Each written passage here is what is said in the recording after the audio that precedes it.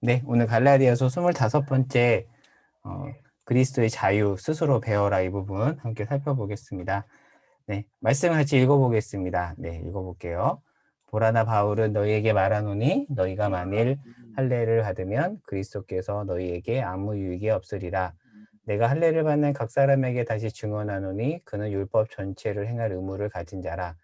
율법 안에서 의롭다함을 얻으려 하는 너희는 그리스도에게서 끊어지고 은혜에서 떨어진 자로다. 우리가 성령으로 믿음을 따라 의의 소망을 기다리노니 그리스도 예수 안에서는 할례나 무할례나 효력이 없으되 사랑으로서 역사하는 믿음뿐이니라. 너희가 다름질을 잘하더니 누가 너희를 막아 진리를 순종하지 못하게 하더냐. 그 권면은 너희를 부르신 이에게서 난 것이 아니니라. 적은 누룩이 온 덩이에 퍼지느니라. 나는 너희가 아무 다른 마음을 품지 아니할 줄을 주 안에서 확신하노라. 그러나 너희를 요동하게 하는 자는 누구든지 심판을 받으리라. 형제들아, 내가 지금까지 할례를 전한다면 어찌하여 지금까지 박해를 받으리요. 그리하였으면 십자가의 걸림돌이 제거되었으리니 너희를 어지럽게 하는 자들은 스스로 베어버리기를 원하노라. 네, 보겠습니다. 먼저 복습을 좀 해볼게요. 오늘 5장 2절부터인데 앞부분 4장 31절에서 5장 11절까지 이 내용은 4장 파트의 결론 부분에 해당이 됩니다. 결론 부분에 해당이 되는데요. 핵심 메시지는 예수 안에서의 진정한 자유입니다. 네. 지금 펜이 안 나오죠. 지금 제 거 펜이 네, 잠시만요. 네. 많이 버벅거리는 됐습니다. 네. 예수 안에서 진정한 자유에 대해서 이야기하고 있는데 이 자유는 악한 세대로부터 묶인 것으로부터 우리를 건지는 자유이고 율법의 저주로부터의 자유입니다. 그러니까 율법 자체로부터의 자유가 아니라 율법의 저주로부터의 자유이고 그리고 율법의 세력으로부터의 자유이며 세상의 촉보적 원리로부터의 자유인데 이 자유는 구원에 있어서 예수를 제외한 다른 수단으로부터의 해방입니다. 그러니까 자유라고 하니까 아무렇게나 살아도 된다라는 뜻에서의 자유가 아닙니다. 그것을 잘 보여주는 게 바로 자유를 얘기한 5장 1절까지 내용 이후에 진정한 자유를 아는 자는 어떠한 자인가라는 부분에 대해서 성령의 열매라든지 아니면 연약한 자의 짐을 진다든지 어떤 구체적인 어떤 삶에서의 적용에 관련된 내용이 나옵니다. 그러니까 성경에서 말하는 자유는 방종이 아닌 거죠. 네, 그 내용이 이제 쭉 나오는데요. 자유를 얘기하니까 이제 이런 질문이 나오잖아요. 마음대로 살아도 된다는 것인가? 아니다. 네, 지난 부분에 이 내용을 살펴봤죠. 그래서 방금 말씀드린 것처럼 이런 차원에서 후반부에서는 삶의 적용과 열매에 대해서 상당히 강조합니다. 그러니까 갈라디아서는 이신칭의만 얘기하는 책이 사실은 아닙니다. 이신칭의를 얘기하지만 이신칭이 믿음으로 의롭다함을 받은 자는 삶 속에서 이러한 열매를 맺는다. 오늘 주일 설교에서도 사실 열매에 대해서 많이 얘기했잖아요. 이제 열매에 대해서 갈라디아서가 후반부에 강조한다. 이 부분 이렇게 적어봤습니다. 자, 그럼 이제 오늘 본문을 본격적으로 들어가 보겠습니다. 자, 할례에 대해서 이제 이야기를 하는데요. 이런 말을 합니다. 할례를 행하는 것은 율법 전체를 행하는 것이다라고 말하는데 이렇게 본다면 이런 질문이 들 수 있습니다. 바울이 할례를 무조건 반대하는가? 그렇지 않습니다. 잘 아시겠지만 사도 바울이 디모데에게는 할례를 행했습니다. 그러니까 사실 바울이 문제시한 것은 할례 자체가 아니라 할례를 행함으로써 의롭다함을 얻으려는 거기에 대해서 반대한 것이지 할례 자체에 대해서 반대한 것은 아니라는 거죠. 디모데에 대해서 한번 살펴볼게요. 디모데는요, 굉장히 좀 독특한 배경을 가지고 있는데 엄마는 유대인, 아빠는 헬라인이었습니다. 보통 이러면 북의 사회에서는 유대인이 아닐 수 있는데 유대인은 특이하게도 엄마가 유대인이면 그 자녀를 유대인으로 여겼습니다. 일종의 약간 모계 사회인데 여기 적어놨죠. 유대인은 어머니가 유대인이면 아버지가 유대인이 아닐지라도 유대인으로 간주했습니다. 이렇게 본다면 디모데는 유대인입니다. 왜 그런가? 왜 그런가 하냐면 여기 설명을 해놨죠. 포로 생활 중 여인들이 능욕을 당해서 아버지가 누구인지 모르는 아이가 상당히 많이 생겼대요. 그래서 유대인들은 혈통 문제에서 따랐다고 합니다. 왜냐하면 디아스포라 유대인들이 많았잖아요. 그래서 자연스럽게 그런 문화가 굳혀져서 일종의 모계사회 같은 그런 사회가 형성이 된 겁니다. 그런데 이 디모데는 할머니 로이스와 어머니 유닉의 영향, 기독교 신앙의 영향으로 유대인이지만 할례를 받지 않도록 했던 것 같아요. 그런데 사도 바울이 디모데를 동역자로 세우면서 할례를 베풉니다. 근데 왜 그런가에 대해서 사도행전 16장에서 이렇게 말해요. 유대인에게 복음을 효과적으로 전달하기 위해서 할례를 받지 않았던 유대인 디모데에게 할례를 베풉니다. 그러나 이방인 디도에게는 할례를 행하지 않습니다. 그러니까 여기서 할례에 대한 바울의 태도를 엿볼 수 있죠. 그러니까 복음을 전하는 어떤 그 수단으로서 할례를 행하긴 하지만 그게 본질은 아니다. 뭐 이런 메시지를 유출해 볼 수 있겠죠. 이제 그 이후 내용을 또 보겠습니다. 바울은 거짓 교사들의 의롭다함을 얻기 위해 율법의 일부분인 할례를 요구한 내용은 율법 전체에 대한 요구로 이어진다고 보았던 것 같다. 하지만 인간은 자력으로 율법을 지킬 수 없잖아요. 그래서 바울은 2절에서 만약 할례를 받으면 그리스도께서 아무 유익이 없다고 했다. 그렇다면 어떻게 해야 되는가? 율법을 온전히 지킬 수 없는 우리에게는 율법의 요구를 대신 이루신 예수가 필요한 거죠. 그래서 이제 할례와 율법 전체의 내용과 연결해서 또 사도 바울이 이렇게 진술을 하는데, 사실 5장은 좀 해설이 없으면 이게 무슨 말인가라고 그렇게 좀 의문이 들 수 있는 그런 장이긴 한데, 간단하게 한번 정리를 해봤습니다. 바울이 또 이런 말을 해요. 율법을 통해 의롭다함을 얻는 자는 그리스도에게서 끊어진다라는 건데, 그리스도에게서 끊어진다라는 것이 어떤 구원이 취소된다라는 말이라기보다는 일종의 이제 경고라고 해석을 하는 게 조금 더 적절할 것 같습니다. 이 부분은 그냥 간략하게 넘어갈게요. 자, 이어서 5절과 6절을 보겠습니다. 5절에 보면 이런 말을 합니다.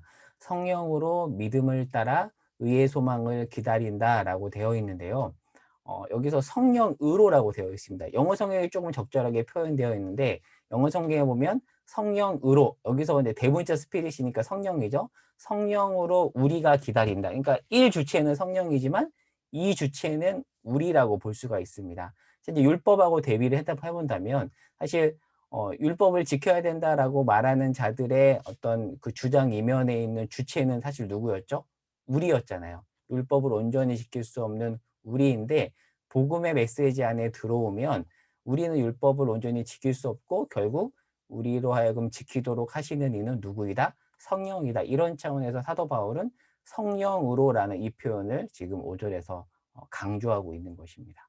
따라서 할례나 무할례 자체가 중요한 것은 아니죠. 왜냐하면 할례나 무할례는 둘 다 모두 주체가 나한테 있잖아요. 그러니까 그리스도인에게 있어서 궁극적 주체는 나가 아니라 성령님이죠. 하나님이잖아요. 그 메시지를 담아서 사도 바울이 5절에서 이 이야기를 하고 있습니다. 그러면서 6절에서 이런 말을 합니다. 제가 굉장히 좋아하는 표현이 여기 나오는데요. 할례나 무할례는 효력이 없고 사랑으로서 역사하는 믿음만이 효력이 있다라고 이야기를 하고 있습니다. 그러니까 지금 바울이 하고 싶은 말은, 자꾸 이제 할례를 행해라 안 해라 이제 그거에 가지고 자꾸 논쟁을 하니까 디모데처럼 할례를 받을 수도 있고 디도처럼 받지 않을 수도 있어. 중요한 것은 그게 아니야. 할례를 받느냐 안 받느냐 어떤 행위가 중요한 것이 아니라 내적인 것, 사랑이 더 중요하다라는 메시지를 6절에서 하고 있습니다. 다른 말로 하면 이겁니다.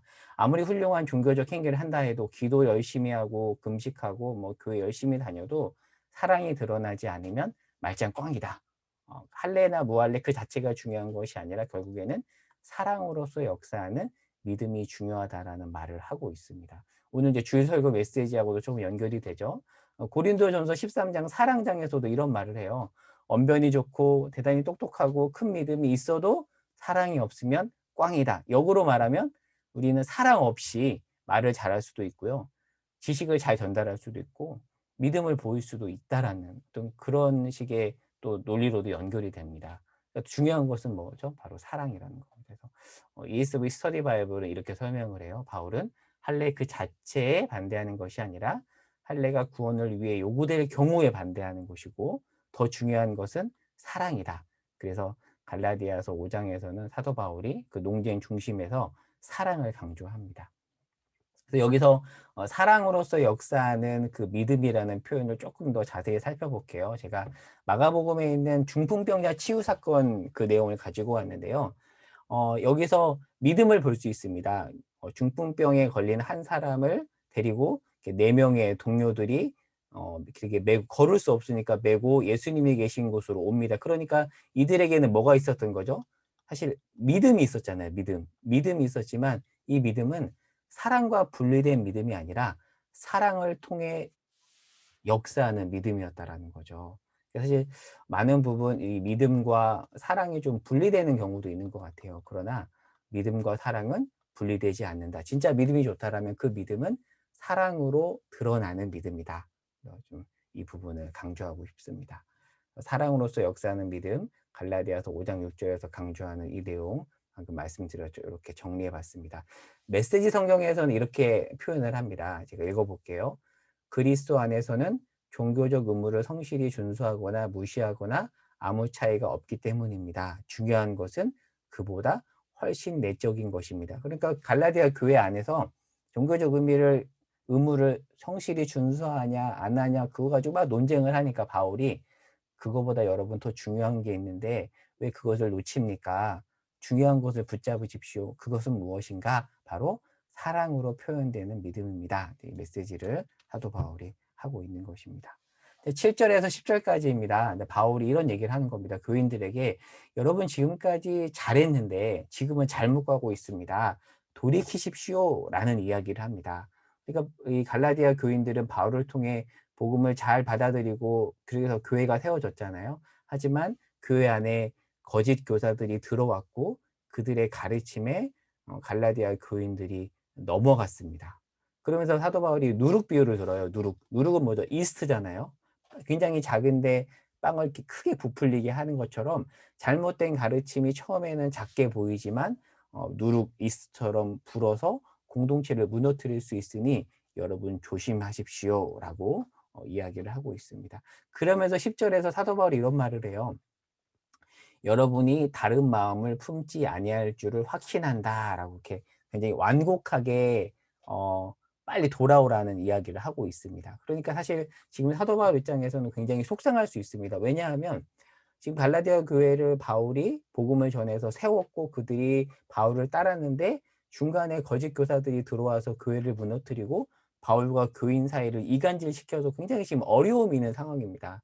여러분이 만약에 이런 상황에서 사도 바울이었다면 어떻게 했을 것 같나요? 저 같으면 그냥 포기하자. 너무 힘든데 그냥 하나님이 알아서 하시겠지라고 손을 놓을 것 같기도 해요. 그런데 이 사도 바울은 끝까지 포기하지 않습니다. 심지어는 욕을 먹고 속상해도 갈라디아 교인들을 포기하지 않는 이 모습 속에 진짜 사랑을 우리가 볼 수 있는 것 같습니다. 그러면서 이제 마지막 부분에서 심판에 대해서 얘기해요. 거짓 교사들을 하나님께서 심판하신다. 그러니까 이 교인들에게 거짓 가르침에 넘어가지 말라고 하면서 이들은 심판받을 것이라는 굉장히 엄중한 메시지를 전하고 있습니다. 사실 사도 바울은 연약함의 문제에 있어서는 대부분 이렇게 짊어지라고 얘기를 하거든요. 하지만 이 거짓 교사들의 문제는 연약함의 문제가 아니라 하나님 나라의 근간을 흔드는 굉장히 중대한 본질적인 문제이기 때문에 사도 바울이 심판에 대해서 이야기하고 있다는 거죠. 심판의 경고에 대해서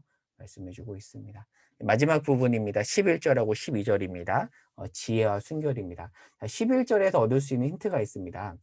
거짓 교사들이 어, 바울을 어떤 한 측면을 가지고 꼬투리를 잡아서 비난을 하는데 어떤 부분을 잡은 것 같냐면 바울이 사실 디모데에게 할례를 행했잖아요. 그것을 가지고 야, 너가 그렇게 비판하는데 너도 할례 했잖아. 너도 할례 베풀었잖아라고 비난을 하는 겁니다. 그러니까 지금 어떻게든 이 거짓 교사들은 꼬투리를 잡아서 사도 바울을 비난하는데 바울이 이렇게 이제 변명을 하는 거죠. 내가 디모데에게 할례를 베푼 것은 할례를 통해 의롭다함을 얻기 때문에 그렇게 한 것이 아니라 유대인들에게 복음을 효과적으로 전달하기 위해서 내가 그렇게 한 것이다라고 이야기를 하는 겁니다. 즉 사도 바울이 디모데에게 할례를 베푼 것은 타협한 것이 아니라 지혜를 발휘한 거죠. 사실 살다 보면 신앙생활을 하면서도 이런 지혜가 때로는 필요한 것 같아요. 그래서 복음서에서도 이런 말을 하잖아요. 뱀같이 지혜롭고 비둘기처럼 순결하라. 사실 이 순결하라는 많이 강조하지만 이 부분을 좀 놓칠 수도 있는데요.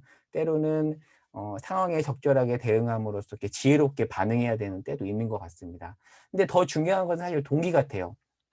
할례를 하냐 안 하냐보다 더 중요한 것은 할례를 할 때 동기, 할례를 행하지 않을 때 동기, 그 동기인 것 같습니다. 사실 사도 바울이 디모데에게 할례를 베풀었던 그 이면에는 어떤 동기가 있었죠? 자기 유익이라는 동기가 없었습니다. 그렇죠.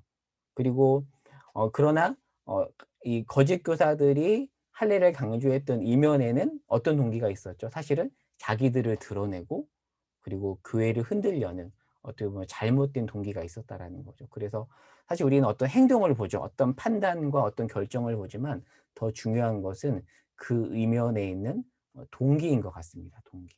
그래서 저도 늘 그런 생각을 많이 해요. 내가 지금 어떤 판단을 내리고 어떤 결정을 했을 때 내 안에 어떤 동기가 있는가?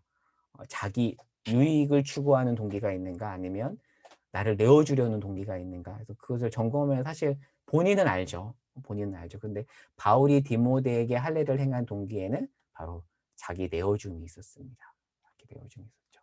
할례 베품의 동기 부분 볼게요. 바울과 달리 거짓 교사들은 할례를 행함으로 자기를 내세우고 결국 십자가의 고난을 제거하고 쉽게 갔습니다.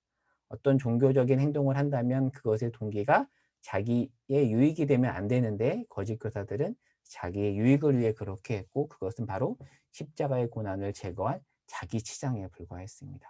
자, 그러면서 사도 바울이 12절에 굉장히 세게 이야기하는데요. 이런 말을 해요. 다 잘라버려라.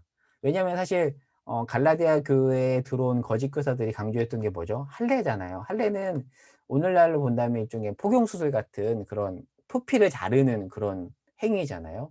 근데 그 행위를 강조하는 이들을 향해서 일종의 약간 워드플레이인데 사도 바울이 너네 그렇게 할례를 중요시 여기냐? 그럴 거면 다 잘라버려라. 이렇게 얘기를 하는데요. 좀 더 구체적으로 볼게요. 메시지 성경이 이렇게 번역을 해요. 할례에 집착하여 여러분을 선동하는 자들은 아예 끝까지 가서 거세하는 편이 좋겠습니다. 유진 피터스도 이렇게 번역을 합니다. 그런데 그 숭실대 기독교학과 권영경 교수님이라고 있어요. 이 교수님이 특별히 갈라디아서를 전공해서 박사학위를 받으신 갈라디아서 전문가거든요. 교수님은 이 구절을 이렇게 번역을 하십니다. 읽어볼게요. 너희가 자르는 데 그렇게 관심이 많으냐? 그러니까 할례를 강조하니까 이렇게 말한 거죠. 그렇다면 째째하게 표피만 자르고 말 게 아니라 아예 전부를 잘라버리지 그러느냐? 이렇게 비꼬면서 이쪽에 뒤집어서 공격하는 공격이라고 하니까 조금 세 보이지만 사도 바울이 이 거짓 교사들을 향해서 이렇게 말을 한 겁니다. 그러니까 생식기 일부를 자르는 할례를 강요한 거짓 교사들은 실제로 정작 중요한 십자가의 고난은 잘라버린 거죠. 그들을 향해서 여러분 잘못됐습니다. 라고 사도 바울이 이렇게 굉장히 심오한 의미를 담아서 반박을 하고 있는 내용이 12절입니다. 묵상입니다. 이 부분을 정리하면서 이렇게 묵상을 해봤어요. 어려움이 올 때 무엇을 자르는가? 내가 감수해야 할 것을 자르고 있지 않은가? 정작 잘라야 될 것은 자르지 않고 잘못된 것을 잘라버리지 않는가? 라는 부분에 대해서 생각해 봤습니다. 내가 쉽게 가기 위해 십자가의 고난을 자르면 안 되는데 갈라디아 교회에 들어온 거짓 교사들은 자기들이 쉽게 가려고 자르면 안 되는 십자가의 고난을 잘랐죠. 그렇죠. 공동체 안에 어려움이 생기기 마련이다. 그때 누군가는 십자가의 고난을 감수하며 자기를 부인해야 한다. 바울은 어려움이 생긴 공동체 안에 이론에게 이렇게 말하고 있다. 비난이 제일 쉽다. 물론 비난할 수 있다. 그러나 그 비난과 불평으로 내가 정작 감수할 어려움을 면제받으려고 하지 말아라. 비난을 받더라도 너가 실제 감수해라. 이런 메시지가 이 안에 있는 것 같습니다. 사실 물론 자기를 부인하고 십자가의 고난을 감수하는 사람은 참 어렵습니다. 그리고요, 공동체 안에서 그런 사람은 안타깝게도 다수가 아닌 소수일 확률이 높습니다. 그러다 보니까 그런 사람들은 계속해서 외롭고요. 물론 하나님의 말씀대로 사는 거긴 하죠. 왜냐하면 하나님이 우리를 향해서 끝까지 계속해서 너를 내어주라, 자기를 부인해라 라고 말씀하시기 때문에 그 말씀에 순종하려고 애쓰기 때문에 이 말씀대로 살아갑니다. 하지만 소수이기 때문에 외롭고 또 감정적으로 어려움을 많이 겪을 수 있는 것 같습니다. 그리고요, 참으로도 안타깝게 평상시 이런 태도를 유지하는 사람은 자칫 이렇게 이용당할 수도 있는 것 같고요. 늘 이런 상황에 처할 수도 있는 것 같습니다. 그렇다면 어떻게 해야 될까? 격려가 필요한 것 같습니다. 잘하고 있다. 그리고 소수의 십자가를 지는 사람을 향한 격려가 필요하고요. 그리고 더 중요한 것은 어, 함께 감당해야 된다는 점이죠. 사실 소수가 아니라 그 공동체 다수가 함께 십자가를 지는 삶을 따라간다면 소수가 외로움을 겪을 일은 없을 텐데 안타깝게도 대부분의 공동체는 그런 짐을 지는 사람들은 소수잖아요. 그래서 정말 지향해야 되는 태도는 함께 감당해야 된다는 거죠. 한두 사람만 감당하도록 내버려 두는 공동체가 아니라 함께 짐을 지고 격려하는 공동체. 무엇보다도 더 중요한 것은 지도자인 것 같아요. 그것을 끌어가는 리더가 먼저 그렇게 보여주는 거죠. 그렇게 짐을 지고 삶으로 보여주고 그럴 때 팔로워들이 같이 따라올 수 있는 것 같습니다. 나의 이야기 묵상할 때마다 늘 따라오는 메시지 말씀대로 살아라. 나를 내어주고 십자가의 길을 걸어라. 그런데요. 지난번에도 우리 나눔 시간에 이 나눔을 나눴는데 그런데 저도 목사지만 그런 생각이 들 때가 있어요. 늘 이렇게 아침마다 제가 묵상을 하는데 요즘에는 고린도 후서를 묵상하거든요. 결국 하나님이 마지막으로 주는 말씀은 "통이야, 너 말씀대로 살아. 순종해. 그리고 너가 그 어려움을 감당해. 너를 내어줘."라고 해서 결국 그렇게 저도 적용을 하고 다짐을 하는데 근데 또 한편으로는 이런 생각이 들어요. 내가 그렇게 하면 나만 바보 같아 보이고 나만 이용당할 것 같은 뭐 그런 마음들이 때로는 이렇게 올라오기도 하거든요. 자 그러면 그때 어떻게 해야 되는가. 결국 중요한 것은 함께인 것 같아요. 함께. 함께. 그리고 오늘 좀 이 부분을 함께 소그룹 시간에 나눴으면 좋겠어요. 지도자 공동체 만약 모든 공동체 분위기가 그렇지 않은데 나 혼자 계속 져야 된다면 어떻게 해야 될 것인가. 이 부분을 조금 함께 나눴으면 좋겠습니다. 그래서 소그룹 질문에 이 두 가지를 적어 놨는데요. 방금 했던 내용이 바로 2번에 들어가 있습니다. 첫 번째는 사랑으로 역사하는 믿음이라는 표현을 통해 우리 안에 회복돼야 될 참된 믿음이 무엇인가에 대해서 한번 나눠보고요. 두 번째는 어떤 공동체든 늘 짐을 지는 자는 소수여서 그 소수는 외롭죠. 그래서 지칩니다. 그러나 그렇다고 해서 그 짐을 지는 것을 포기할 수는 없잖아요. 누군가는 져야 됩니다. 그렇다면 지치지 않고 말씀대로 짐을 잘 질 수 있는 방법이 무엇일지, 어떻게 해야 될지 이 부분을 더 허심탄회하게 또 경험담까지 이렇게 덧붙여서 함께 나누면 좋을 것 같습니다. 오늘은 성경 공부 나눔은 여기까지 하고요. 이 내용을 바탕으로 소그룹 나눔을 갖도록 하겠습니다. 네. 네. 오늘은 인원이 조금 많아서요. 그룹으로 나눠야 될 것 같네요. 그쵸? 허수가 있어요, 목사님. 네? 저는 모바일 PC, 양성훈도 모바일 PC 괜히 인원 많아 보이게 하려고 아, 했거든요. 네. 네, 두 개는 빼셔야 돼. 병 왔네요, 병. 네. 네. 오케이. 그래도 뭐 나눌만 한데요? 나눠볼까요? 자, 그러면, 네. 음, 제가 임의로 안 나누고 나와야겠다. 이미